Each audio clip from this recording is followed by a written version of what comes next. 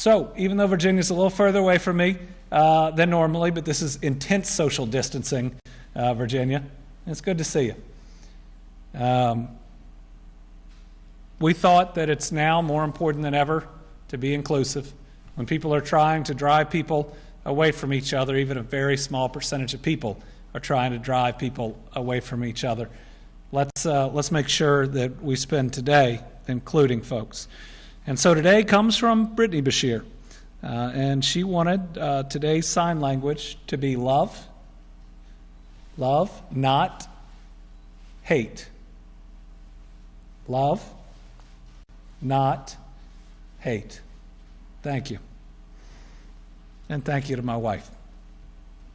That's about as much as I can talk about that one. All right. Today, I'm going to start by talking a little bit about what went on Sunday. And then after that, we're going to hear from Eric Freelander about some activity in a specific nursing home this weekend and how the task force went to work and how things are working.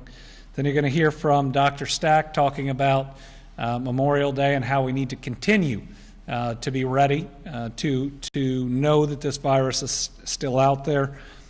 And then after I take a few minutes, I'll talk about the numbers and then testing. So we had a Memorial Day weekend where most everybody out there was trying to do the right thing, knowing that there was a virus, knowing that their actions impacted their fellow human being, looking out for one another, caring for one another. And then we had what happened on the Capitol grounds this Sunday. And so I've written down some of my thoughts, how I feel. I've tried to be vulnerable and direct in these press conferences, so I wanted to make sure I was today as well. And thinking through this and having a little bit of time to think through it took me back. Took me back to right after winning the governor's election in November and realizing that life was going to change a whole lot.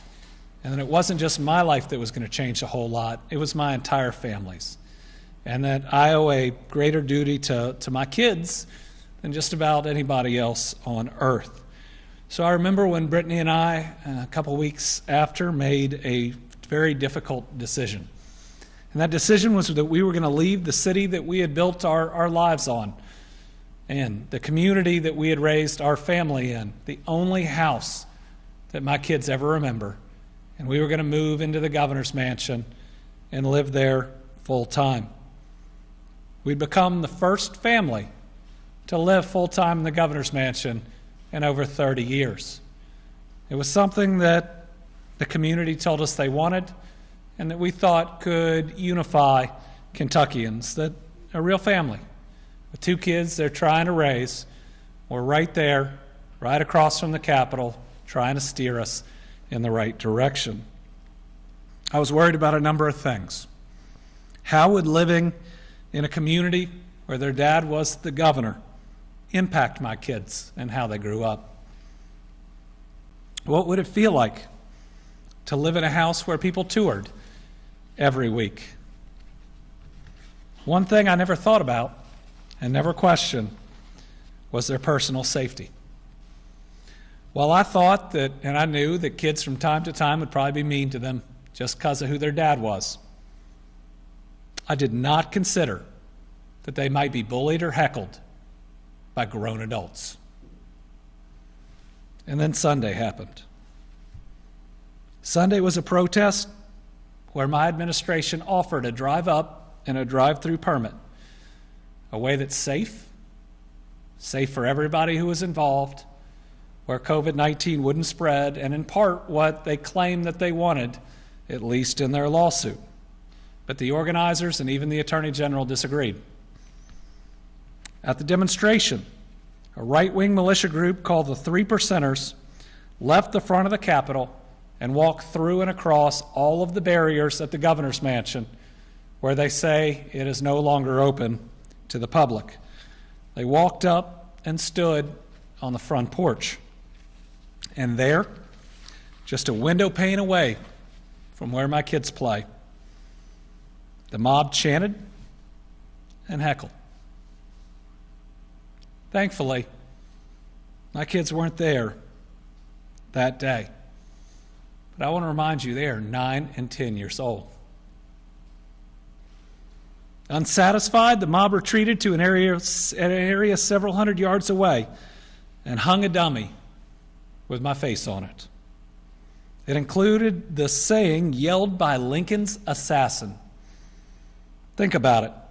A celebration of assassination on our Capitol grounds.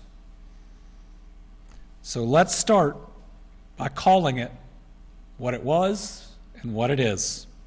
Actions aimed at creating fear and terror. Crossing over barriers, standing on the other side of the glass from where I raised my kids, and hanging me in an effigy.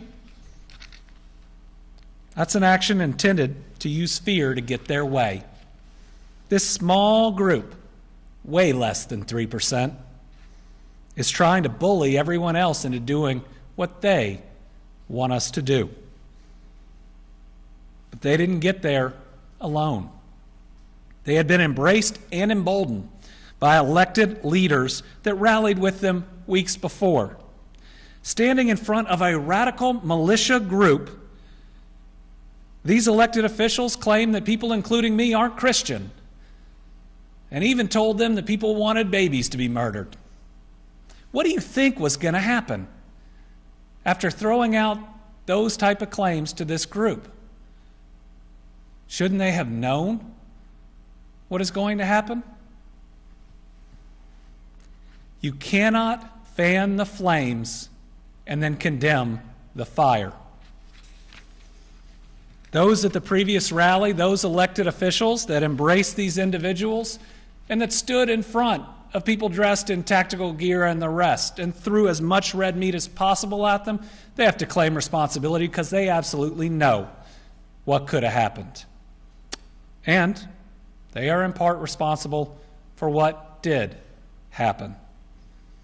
And all elected officials can no longer actively seek the support and cater to these groups like we have seen.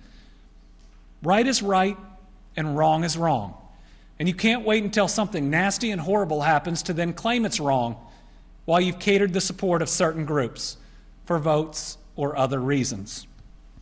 And you certainly can't write a column blaming the media and then saying it's because no one's playing baseball. That's wrong, and that writer knows it, and everybody else does too. Let's also not ignore that the hanging was intended to send a message to others, one of intolerance and one of hate. I could never understand the depths of pain that this symbol causes to many of my fellow Kentuckians, but I can condemn it outright as wrong, as vile, and as evil. So where does that leave us? I will not be afraid. I will not be bullied. And I will not back down. Not to them and not to anybody else. Being governor in this pandemic means that I have a responsibility, and it's a heavy responsibility, to lead us through one of the most dangerous times where an invisible enemy is taking people that we care about and could do so much more damage than it has done thus far. I have to lead Kentucky through a 100-year outbreak. And I know that the people out there are with me. I see the signs of unity in the sidewalk chalk, the green lights, the bells, and the thousands of letters that I've received, and almost thousands we receive every couple weeks. I owe it to the people of Kentucky not to bow to terror, but to continue to do what is right for their families and for mine. And my faith, the same faith that some of those elected officials and that mob attacked, it tells me that doing the right thing is supposed to be hard. And I'm not going to say I didn't think it could be this hard. Listen, it's supposed to be hard. And my faith means that I have to face adversity without losing my values. I can't act like those that try to take me off course and those that try to bully all of our families. So I will not be afraid. I will continue to do the right thing, and we will get through this together, because it's truly about all of us. Each and every one of us counts, and I'm going to make sure that I continue to represent the people of Kentucky with all of my heart and soul. Even with yesterday, I've never been prouder to be the governor of the Commonwealth of Kentucky. And if our unity scares a couple people, our unity is something special, and we'll continue to do the right things with it. Now, I'm going to take a minute. I hope you can understand that. And I'm going to invite Secretary Freelander up here to talk about some specific actions we've recently taken. And then you'll hear from Dr. Stack, and then I'll be back to report the numbers, talk about testing, and we'll open it up to questions. And you know, after everything that's happened this weekend, do we still think it's too much to wear a mask to protect our fellow human being? I wear it to protect my family. I think other people should wear it to protect theirs.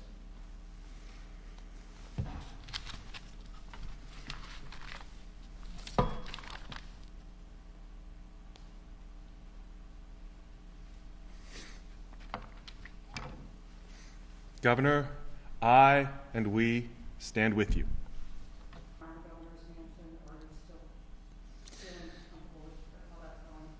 Well, so the question is on security, and I guess the question about security is people walking right past all the signs that say this is where the public ends and walking up on somebody else's porch.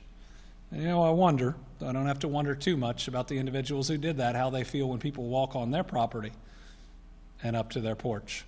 So that tells you, I think, what these people intended by their actions and how serious it is. No, we are reviewing security protocols about exactly how that happened. I believe most people in Kentucky would believe you shouldn't be able to walk through every barrier that's there. And we may have to look at additional security or the different structures around that mansion. I hate that because people really enjoy it. But this is what happens when people don't care about the rest of us and do the wrong thing. So we'll be taking a look. We'll be going over all of those protocols. Listen, they don't scare me, but be standing there right on the other side of the window pane of where my kids are, and they knew it. That's why they did it. They thought that if they are not getting their way, knowing that this state's more united than ever before, they'd just use fear and terror. It's not going to work. All right. What are my family's thoughts, and what did I think Monday about the caravan of support? I appreciated it. It didn't take people getting on Facebook and riling each other up. It didn't take elected officials out there throwing red meat at folks. It was just the goodness inside of all of us. I know that we are a good and compassionate and caring people, and my family knows that too. But I will tell you that Brittany really appreciated it, and I think so did I.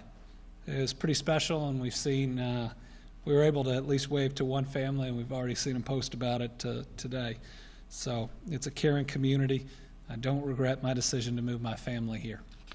The question, and I want to make sure I'm quoting you instead of people say that this is me, is especially with an armed group like that. And I wonder what this group would think if someone else who was armed walked up on their patio.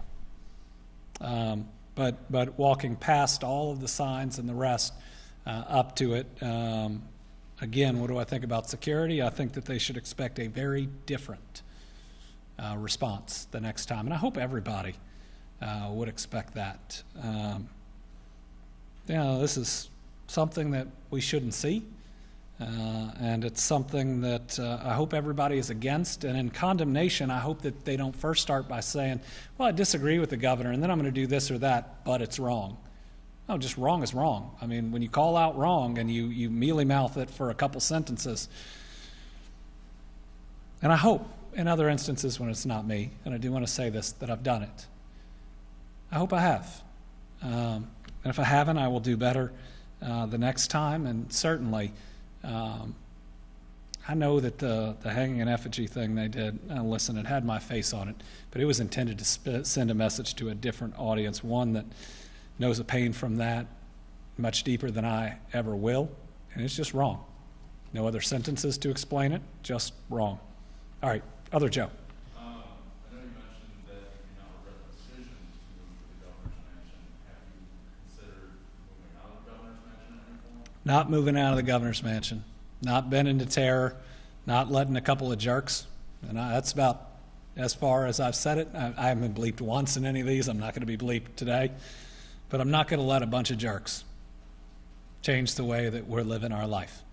Yeah, I'm going to look at the safety protocols around my kids, but I'm not going to let folks who would resort to this try to change the way that we're going about this. Again, we've never seen more people together in life, and I've never had something more important than I'm doing now. I knew being governor would be probably the most important role that I would ever play, but leading a state through a pandemic that can take so many lives, that's going to be the most important thing I ever do, and I'm not going to let them impact how I go about it.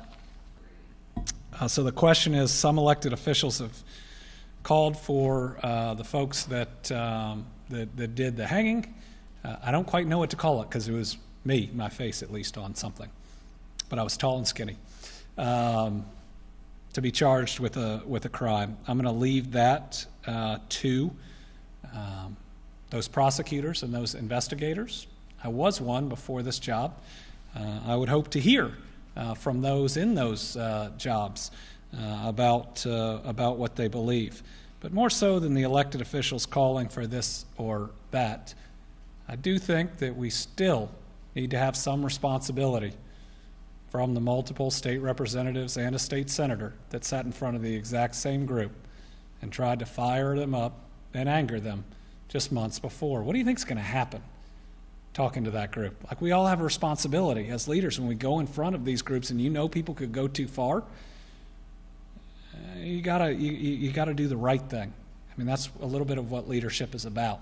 And you don't just get to try to get out there and gain support. I think on Sunday they had 2 candidates that had set up tents. Right now, I couldn't tell you what we might see on restrictions on the Capitol, but I do want to say to those out there that think restrictions are unlimited, you know, when the president, say, comes into Kentucky to give a speech, you don't get to protest right next to him. And hopefully none of those who have opposed restrictions would think that. What you can always do is ascribe a safe place and time that allows people to get what they need to say out, but at the same time doesn't ultimately intrude on other people's rights or prevent business from being done. You know, the lawsuit that was out there, you know, said that they wanted to do a drive-up protest. We offered them a way to do a drive-up protest. We provided an affidavit saying that we had never prevented one before. They just didn't know the route. And then the Sixth Circuit just didn't believe us. That's twice now that they didn't believe things that I've stood up here and said to the people of Kentucky day after day after day. It's pretty interesting that if you're a panel of judges and you just disbelieve the facts, then you can come to just about any decision. And that's more than a little bit concerning, but we'll continue to do the right things and adjust as needed. All right, so we are right at the hour. I want to thank the Supreme Court for having us today. We're going to be here tomorrow as well. Hey, everybody, stay safe. Just because we can do more, you can get your hair cut. Man, I'm going to get my hair cut later this week. Doesn't mean that everything is safe. Be moderate in what you do. Don't do everything at once. Spread out the things you're going to do. Maybe only do one of them a day. There's still a very dangerous virus out there. But I believe that we have the right rules, we have the right approach, that we can defeat this. So let's make sure that we get it done. And I think we've got something to... Nope, we have no video today. I'm going to say that was a Supreme Court ruling, though I think I was just wrong about it.